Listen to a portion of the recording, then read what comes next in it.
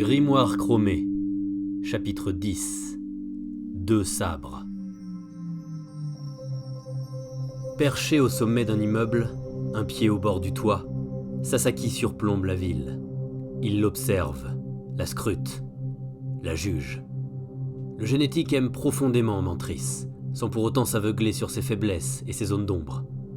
Son propre textile contribue parfois à ternir l'image de la cité-continent. Quand tel est le cas, il se fait un devoir de corriger la situation. L'ordonnateur s'imagine l'avoir convaincu de traquer ce Niguan. En réalité, il ne s'est mis en chasse qu'après sa visite au laboratoire Néo-Dharma. Ce que la Corpo n'aurait jamais admis à la bourse, elle n'a pas osé le lui cacher. Un mutant s'est effectivement échappé de la zone. Il lui revient donc d'en éliminer la souillure. À ses yeux, l'hybridation est une abomination. L'idée que l'être humain ait atteint un palier évolutif qu'il faudrait dépasser par un artifice est absurde et paresseuse. Absurde parce que c'est nier les puissances du vivant qui sont l'aboutissement de millions d'années de sélection naturelle. Rien ne peut prétendre être supérieur à ça. Paresseuse parce que c'est préférer en appeler à d'autres espèces plutôt que de développer son plein potentiel. L'hybridation est une impasse trompeuse, en rien un pont vers l'avenir. C'est renoncer à aller au bout de ce que l'humain peut, renoncer à réaliser son plein potentiel, renoncer à devenir complètement homme en se rêvant surhomme. De façon déshonorante, trop de génétiques se laissent séduire par cette idée que l'homme naturel serait biologiquement insuffisant, donc à améliorer par la zoo-ingénierie. Le pire pour Sasaki est que cette tentation a touché sa propre mentor, la guerrière pour laquelle il concevait l'admiration la plus totale, Shaka. Dire que les historiens s'interrogent quant aux raisons de son échec face à Faust. Sasaki chasse ses idées impures de son esprit. Il doit respect et fidélité à son maître. La vérité impose de le reconnaître. La chasse qui s'annonce sera une catharsis bienvenue. En guerrier adepte de la voie du sabre, il compacte ses pensées négatives dans sa lame. Durant les heures qui viennent, ses armes s'exprimeront en son nom. Aussitôt recentré, il cloisonne son esprit pour se focaliser entièrement sur sa tâche. Sasaki possède 2 atouts par rapport aux autres trackers. Il connaît la nature du mutant, un hybride aquatique, et il dispose d'une séquence génétique. Il a donc dispersé dans le réseau Aquacol des nanobots, sniffeurs d'ADN, dont il attend le rapport avec la patience du prédateur qui laisse approcher sa proie. Il profite de l'attente pour vérifier son matériel, lequel se résume à peu de choses. Une armure sombre et mate au traitement anti-reflet, un masque multifonction sur le bas du visage et 2 sabres à nanofilaments en travers du dos. Rien d'autre. Pas d'implant cyber, pas d'exosquelette de combat, pas d'injecteur de boost et bien évidemment aucune hybridation. Uniquement la puissance d'un patrimoine génétique méticuleusement sélectionné sur plus de 10 générations. Certes, il bénéficie des plus fines lames et du meilleur matériel jamais conçu, mais rien qui soit interfacé, rien qu'il ne puisse lui-même démonter, aiguiser et réparer. C'est Sasaki qui contrôle la technologie, pas l'inverse. Le plus impressionnant pour un mantri ordinaire est qu'il ne porte même pas de SIT. Son nom seul suffit à lui ouvrir les portes. Sa réputation sans tache est une garantie plus précieuse qu'un classement Crésus. Sa peau ivoire, ses yeux où pupilles et iris se confondent en nuances de noir, le tatouage à effet de lumière changeant qui dévale son bras gauche lorsque ce bras est découvert, autant de caractéristiques qui le font aussitôt reconnaître. Sa silhouette sèche et énergique connote le jeune homme. Il faut se fier à sa barbe de patriarche pour comprendre qu'il a déjà dépassé la quarantaine. Patient et serein, Sasaki oublie le vide vertigineux que frôle le bout de son pied, le vent sifflant des hauteurs venues de l'océan proche, le toit artificiel qui recouvre intégralement Mantris à moins de 100 mètres au-dessus de sa tête. Il s'extrait de la lumière saturée de la ville, que la nuit amplifie. Il se rassemble, corps et âme, dans sa forteresse intérieure pour entrer en méditation.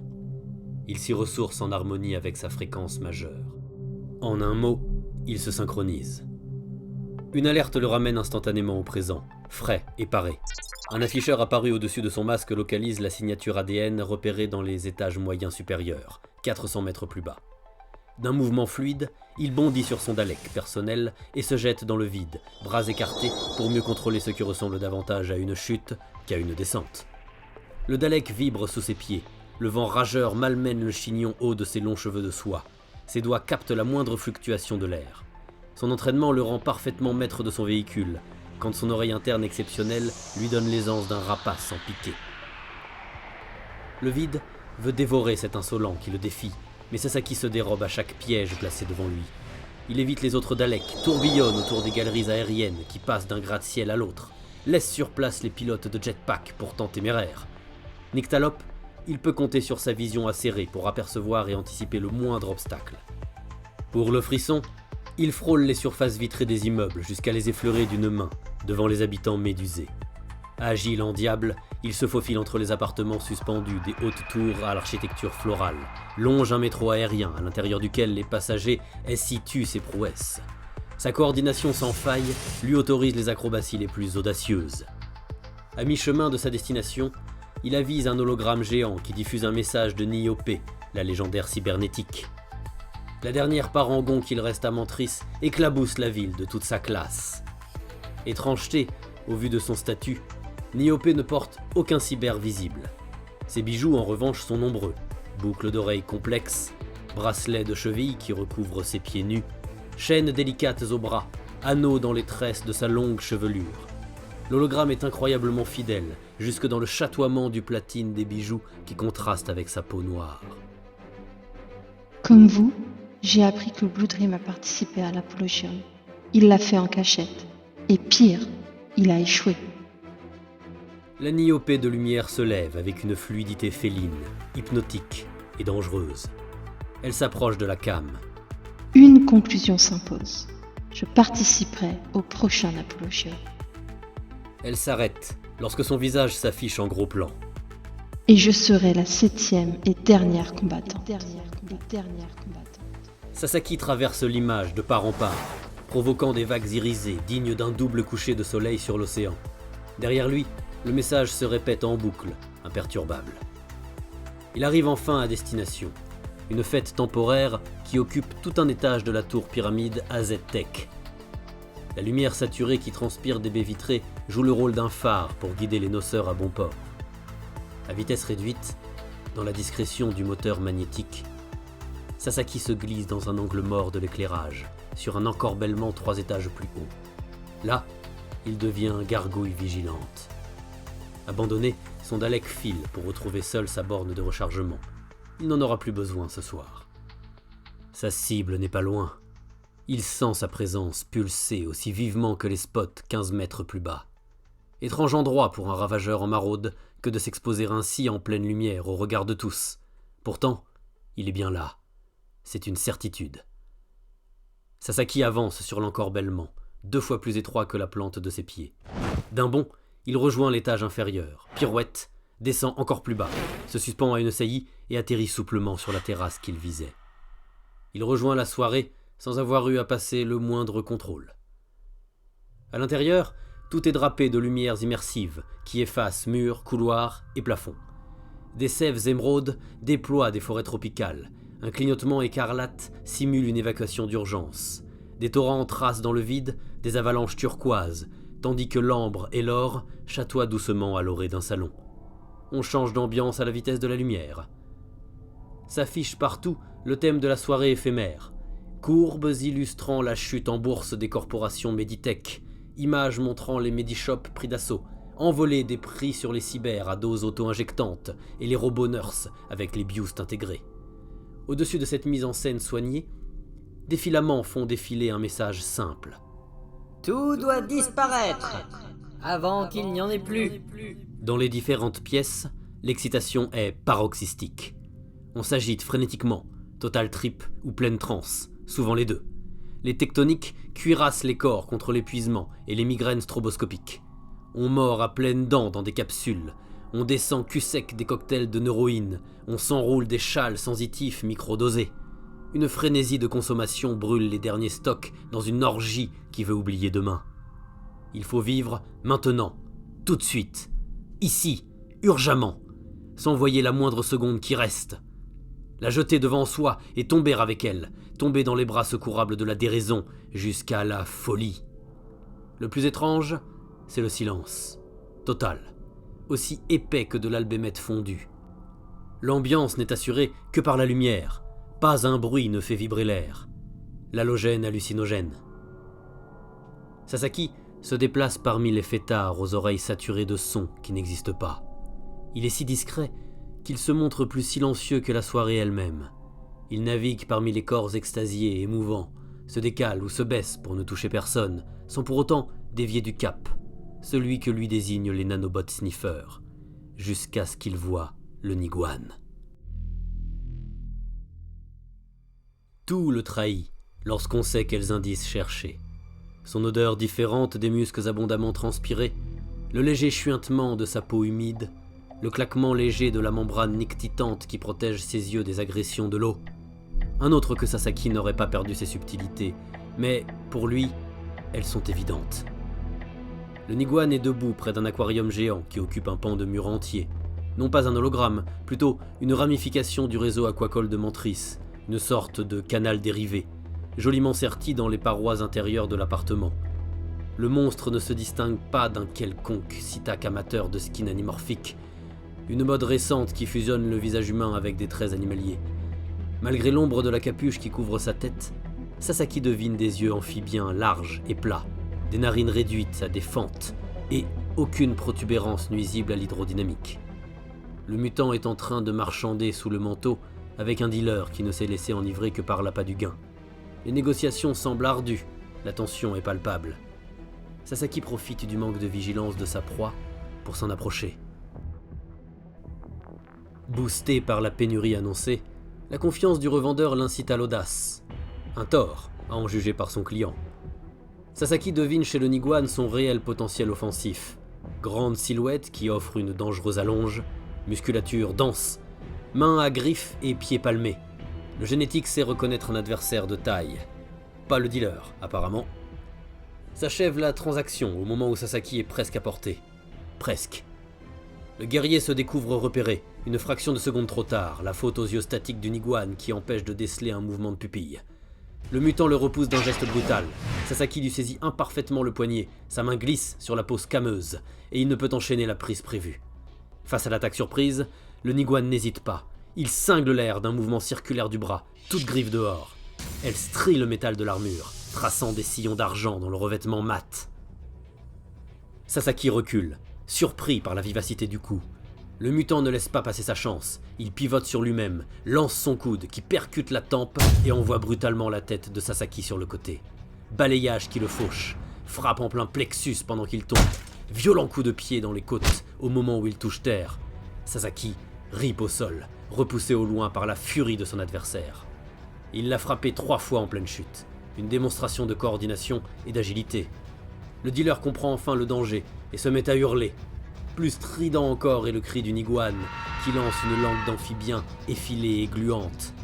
Tranchante également, car elle arrache d'un fouettement visqueux la gorge du Méditech, dont le cri s'éteint en borborigme ponctué de longues giclées de sang. Sa victime tombe à peine à genoux, que le tueur se précipite déjà vers l'aquarium. Il plonge à travers un sas à membrane souple pour filer dans le canal du mur. L'eau égayée de poissons et crustacés se fend brutalement, tant la faune est effrayée par la survenue de ce prédateur. D'un battement de ses pieds palmés, l'hybride disparaît, hors de vue. Sans s'appuyer sur les mains, Sasaki se relève d'une vive torsion du bassin. Il ne souffre d'aucune séquelle, il a amorti chaque coup pour en réduire les impacts à presque rien. Il veut que le mutant se sente fort, invulnérable, qu'il baisse la garde. En vérité, il a atteint son objectif plus rapidement que prévu. Isoler le Niguan pour ne pas avoir à l'affronter dans la foule. Les fêtards se sont soustraits à la réalité. Ils pourraient ne pas s'inquiéter d'une blessure même mortelle. Ces paradis artificiels qui volent les douleurs au profit d'une tiédeur indigente, le guerrier les abhorre. Qu'importe, il juge plus honorable de mettre en danger sa vie plutôt que celle de ses concitoyens. Il choisit en conscience d'affronter le mutant dans son biotope d'origine, au cœur de son repère, là où il sera le plus redoutable. À en juger par sa démonstration de force hors de l'eau, le combat s'annonce périlleux. Sasaki jette un œil au dealer agonisant, dont le SIT a déjà alerté les secours. Ils arriveront trop tard. Même lui ne peut plus rien faire pour le sauver. Sa seule option est d'éviter d'autres victimes. Faisant craquer hanches et nuque pour dissiper les tensions résiduelles, Il embouche la réserve d'air qui équipe son masque de protection. 15 minutes d'autonomie, un peu moins en apnée. Le combat ne devra pas excéder la vingtaine de minutes. Quand Sasaki plonge à son tour dans le réseau aquacole, il est aussitôt happé par une autre forme de silence, apaisé et habité, là où celui de la fête était électrique et solitaire. Il se fond naturellement dans le milieu liquide, avec certes moins de grâce que le mutant, mais pas moins de plaisir. La pression inhabituelle sur ses poumons, l'euphorie trompeuse de l'oxygène qui se raréfie, les sons ouatés et caverneux des canalisations aux parois vitrées, tout se combine pour le plonger dans une transe méditative qui n'est pas sans rappeler les exercices qu'il pratique régulièrement. La sortie est abrupte et douloureuse. Le Niguan a fait demi-tour, préférant le rôle de chasseur à celui de proie. Coup au visage, griffes qui mordent la joue, masque qui disparaît au loin dans un tourbillon de bulles. Sasaki a perdu une grande part de son oxygène avant même le début du combat. Artiste martial accompli, le génétique perd son élégance et son efficacité en milieu aqueux. L'eau ralentit ses mouvements, prive ses gestes de puissance, rend flasque l'impact de ses coups. A l'inverse, le mutant virevolte malgré l'espace restreint, s'amuse presque, distille des frappes vives et précises. Les flots se teintent d'écarlate et de bulles paniquées. Sasaki dégaine son sabre court avant de se mettre en boule. Il protège sa gorge de ses coudes, fait de sa lame un rempart mobile, se laisse entraîner par le courant. Le Niguan le poursuit sans difficulté, le harcèle sans relâche. Sa langue, aussi habile sous l'eau que dans l'air, cingle en évitant le tranchant du sabre, arrache la peau des épaules, des bras, du dos. Le génétique échappe aux coups les plus mortels mais perd son souffle. Il ralentit son cœur, abaisse sa température, contracte son estomac. Son ascèse permanente lui permet de reprogrammer son corps en mode survie aussi facilement qu'un robot. Partant à la dérive, il s'enfonce dans les profondeurs du réseau aquacole. Le mutant sans tête lui porte des coups comme un charognard dévore un cadavre dérivant, sans parvenir pourtant à porter le coup de grâce. Son sens de l'orientation intact malgré la souffrance et les blessures, malgré les tourbillons du courant et le harcèlement permanent dont on est victime, Sasaki sait encore où il se trouve. Avant de plonger, il a intégré le tracé des canalisations. Le nombre de sas, les bifurcations principales, tout dans ses moindres détails. Le moment est venu. Il détend son pied, frappe la paroi pour dévier sa course, ouvre les yeux, découvre une eau rougie de son sang. Les bras qui protégeaient sa gorge se détendent subitement, sabre en main.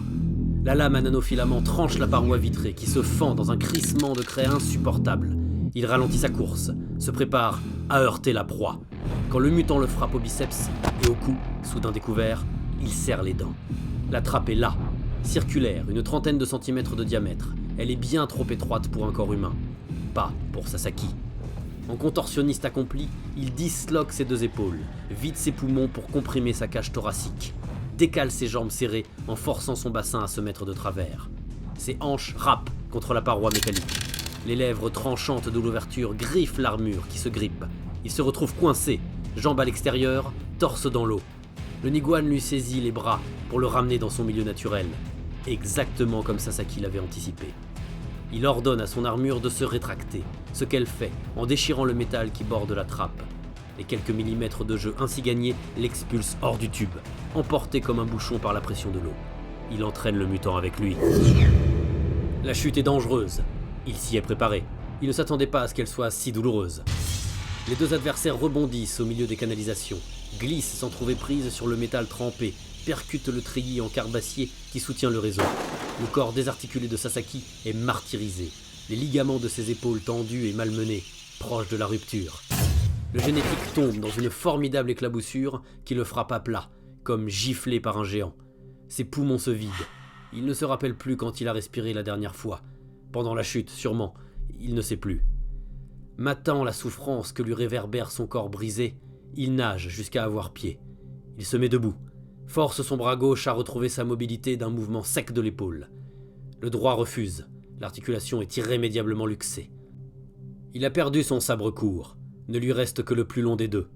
Ambidextre, il peut se battre sans difficulté de l'une ou l'autre main. Le problème, c'est son bassin meurtri et sa coordination perdue. Il n'aura droit qu'à un seul coup. Il n'a pas un regard pour la beauté envoûtante des canaux couverts enfouis sous Mantris.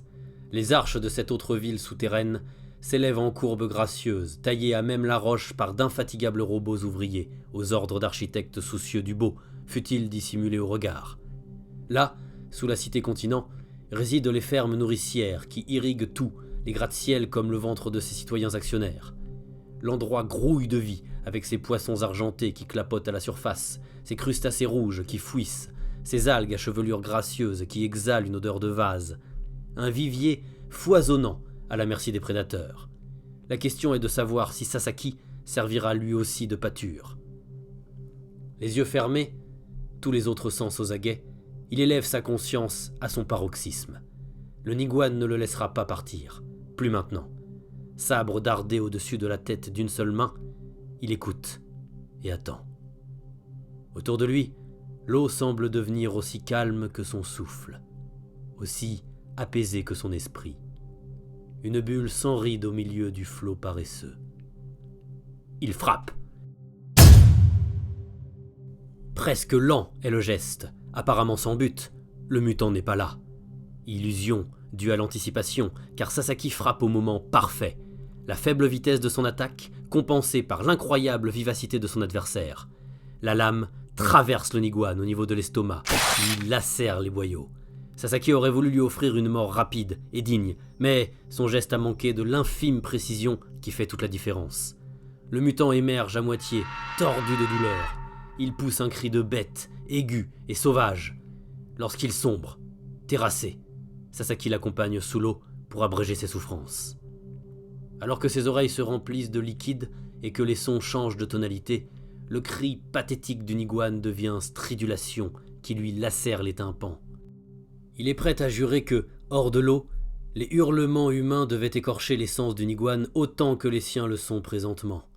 Que ses larynx arrachés, c'était un geste de protection certes meurtrier, mais instinctif. À travers la souffrance qui martyre son ouïe, au-delà de cette agonie stridente en contrute, Sasaki devine des consonances très humaines qui provoquent un élan de compassion. Il dégage sa lame de l'estomac pour la glisser sous le bras et atteindre le cœur. Dans un dernier spasme, le Niguan se détend, signe qu'il accepte sa mort. De ses yeux sans pupille, il lance un dernier regard à son traqueur, à son libérateur. Le Niguan voudrait pouvoir lui parler, posséder ce larynx qui le mettait à la torture lorsqu'un humain criait. Alors, il pourrait demander à celui qui l'achève d'aller porter à ses enfants les inhibiteurs qui leur éviteront de tuer à leur tour pour arrêter de souffrir. Mais ses créateurs l'ont privé de la parole, ne lui laissant que l'agonie des mots prononcés par d'autres. Lorsque le Niguan meurt, son poing ouvert libère une petite nuée de Medikids, Boost au dosage léger habituellement réservé aux enfants. Qui était donc ce mutant? Que lui a-t-on fait dans la zone? Sasaki renonce à toucher la prime de la Noria. Il n'en a jamais voulu, maintenant moins que jamais. Au bout de leur course, loin derrière les limites de la cité, les canaux s'ouvrent sur l'océan infini, dont les vagues doivent accomplir un tour complet de la planète avant de trouver la prochaine terre, laquelle n'est autre que la côte ouest d'Arcante. Hormis l'archipel des îles sauvages, Artelium est le seul continent émergé. Révélant ses arcades élégantes, le soleil levant éclabousse d'ambre le tunnel. Sasaki laisse le Niguan flotter sur le dos. De son bras valide, il lui rassemble les mains et glisse dessous son sabre à nanofilament. Une offrande pour un guerrier méritant, plus honorable que ne l'imaginent des Sitacs apeurés par leurs propres démons. 2 sabres, l'un perdu dans les canalisations au paroxysme du combat, l'autre offert en marque de respect. Sasaki se sent libéré de ses émotions, à nouveau centré, aligné avec ce qu'il doit être, ce qu'il veut représenter. D'une poussée délicate, il laisse dériver le corps vers l'océan, caveau plus accueillant et plus noble qu'un recycleur génomique. Sasaki accompagne son dernier voyage d'une prière. Il est fidèle aux génétiques par nature et par honneur, mais il n'a jamais été complice de leurs errements. L'hybridation signe la perte de l'essentiel. Ce mutant, qui s'est battu pour aider ses proches, pour préserver l'avenir de son espèce, le lui a merveilleusement rappelé.